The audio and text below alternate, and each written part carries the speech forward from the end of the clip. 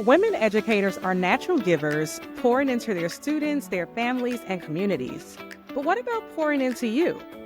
This is the Educator Sanctuary, where we help you ditch the guilt and unapologetically put yourself at the top of your list. I'm Dr. Leah, educator, mindset coach, and your guide to creating a life where you align with your purpose and reclaim your power. So if you're ready to set boundaries and step fully into the woman you're meant to be, you're definitely in the right place. Let's get into it. And welcome back to the Educator Sanctuary, where we have big conversations, mindset shifts, personal growth, and all the things that help you live more intentionally. Today's episode is a bonus, and I am calling it Reprogram Yourself and Rebrand Your Life. Books and tools that transform your life. Why? Because this wasn't one of the ones that I had in mind, but this week something happened that made me pause and take notice of just how much I've actually healed and grown within the past couple of years. I wanted to take a few minutes to share some really good tools, books, journals, or devotionals, and insights that have helped shape the version of me that I am today. And I am so proud. But you can use these too to grow, shift your mindset, and reprogram the way you show up in your life. Sometimes we do not realize how far we have come until something unexpected happens, and then we don't respond the way we used to, but we show up in a completely different way that almost shocks us.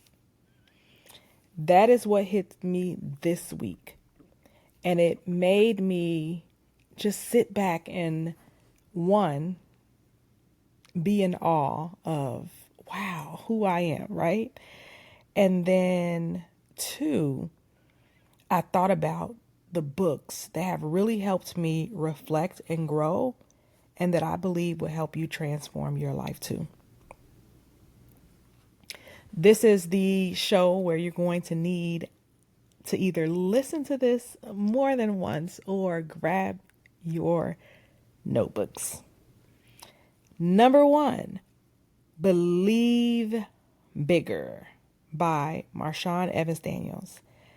When I tell you all I love this book, it is not just a feel-good book that's going to motivate you, but it really is about you taking a look at your life, seeing your purpose, and realizing the challenges that come with that path of being on your purpose journey, but they don't define you.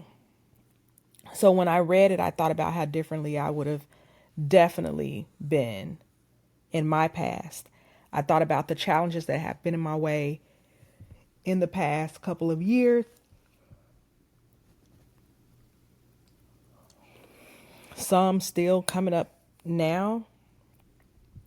And there have been parts of me that have been sad or almost regretful, but then I have to be mindful that nothing is a mistake, and I can turn my L's into blessings. I can respond from a place of belief and strength instead of fear or regret or sadness.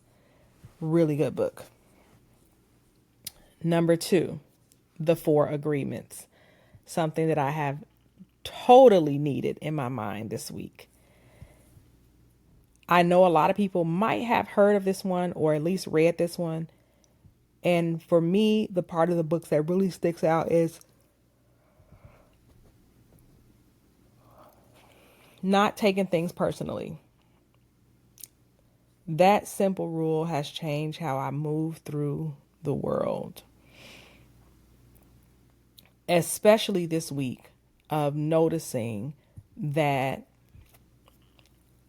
I can't control anyone else, and it's never my fault or my problem that someone else chooses to harbor anger, resentment, and negative emotions and feelings, so much so that they can fabricate stories of things that never happened to try to make you look bad.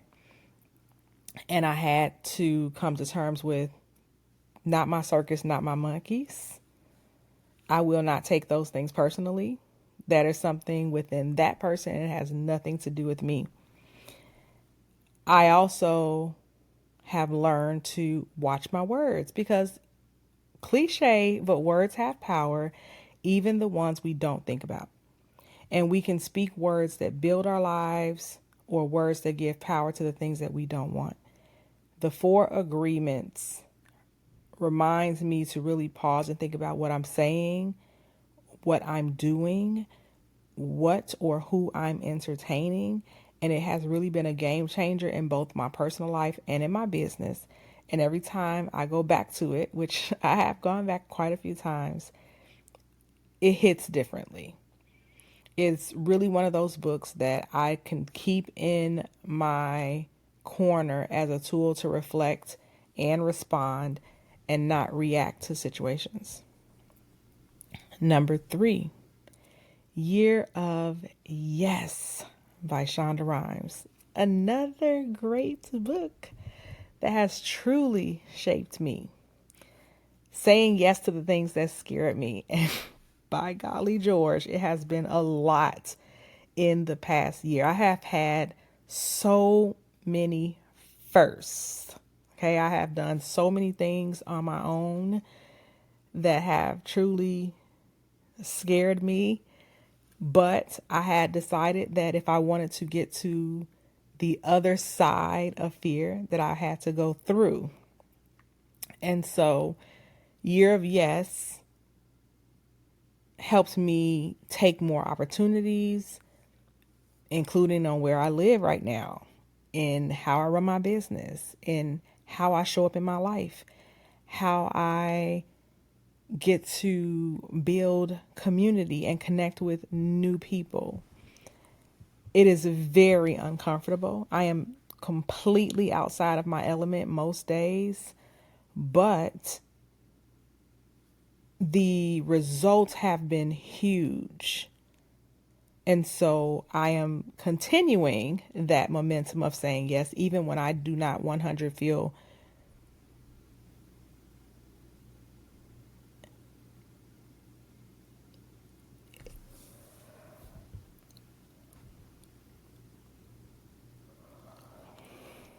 even when I don't 100% feel ready about anything.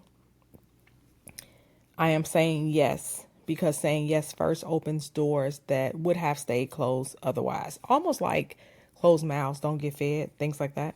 Squeaky, what do they say? Only the squeaky door gets the oil or something, just like that. Number 4, The Abundance Project. Another great book. All of these are great, guys.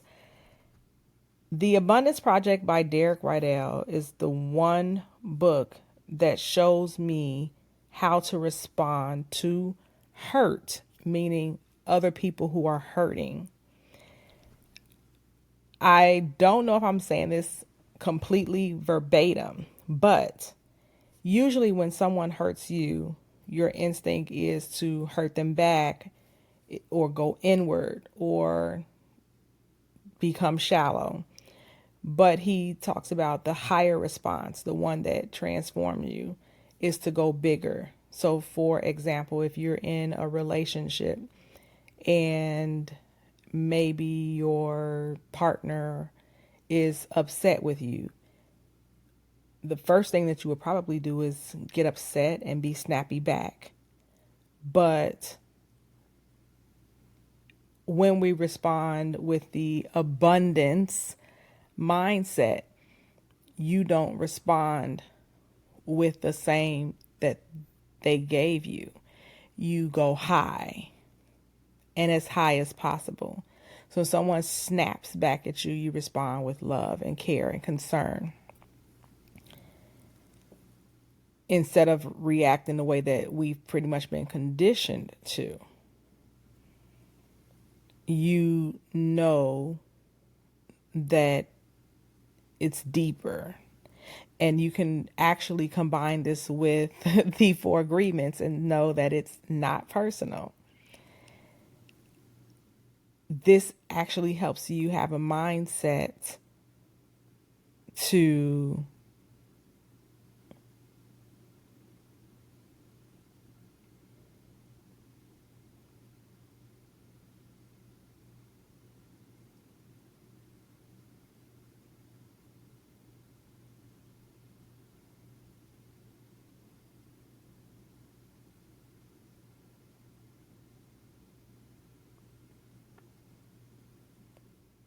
focus on your goals, knowing that if you're being aligned with your purpose and you're asking for bigger and better, you're asking to enlarge your territory, you're asking for more impact, how you respond matters. And that has been a mindset shift that I have leaned on heavily in my life and in my business as I approach some of these challenges with people or places or circumstances. With people or circumstances. Number 5, The Greatest Secrets by Rhonda Byrne. Byrne? I don't know how to say her name. So sorry, girl. But this one came at a point in time in my life. And I will never, ever forget. I believe it was day 3 or day 4. It was one of the earlier days. I should go get the book so I could be very precise. But I do remember it was the 3 or 4. And the lesson that I needed on that day came a few hours after I should have read it, before I had to respond to a scenario I will literally never forget. But some of the practices in that one is about noticing, is about being present, is about allowing yourself to feel, is about knowing that peace isn't about perfect circumstances, is about gratitude for everything, even when you don't understand it. There's so many good things that I could say about it the one thing that I will say is that you shouldn't leave this earth without reading it. A few times, actually. Great book. And collectively, even though I've read more than these books, I would say collectively, this set of books have had the most profound impact on who I am and how I respond.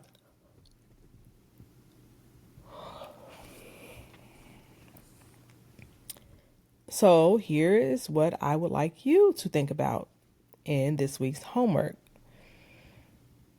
Is that if you want to also become a higher and better version of yourself that responds differently,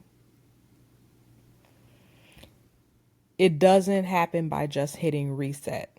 And when I say reset, I'm meaning a lot of people, when they are not feeling well or when life is not going the way that they want it to go,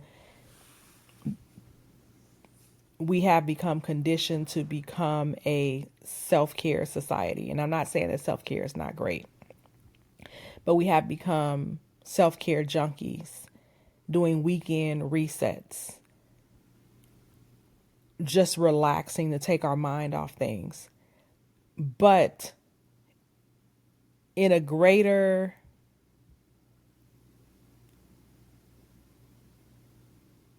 spectrum of looking at everything, those things are like restarting your computer. Meaning, sometimes our computers don't work, and the quickest and easiest way to get them to start working again is to reset the computer, like restart it, turn it off, turn it back on. Whether it's your computer, your phone, your iPad, the easiest way to fix quirks and kinks is to restart it. That is what I think when people have a lot on their mind and the only thing they want to do is just rest or pray or relax or watch TV, take a trip, just do anything to escape the reality. But if you think about your laptop, iPad, computer, restarting only runs the same old program again. If your life feels stuck and your results are not where you want them to be, you can't just go do a self-care day and make it better. You have to be able to reprogram your internal software. And how do you do that? You download new information. You take on new practices. You adopt new ways of thinking. You adopt new habits. That is how you actually upgrade. For pretty much everything, if we want something new, we want a different computer, you either buy a new computer that has an upgraded operating system, or you download the software that gives it an upgrade. Almost every app has continued updates to get rid of bugs, right? They call it bug fixes. Why do they have continued updates? It's because the updates is what makes it better. The old program gets rewritten and it runs better. It runs smooth. It has less problems.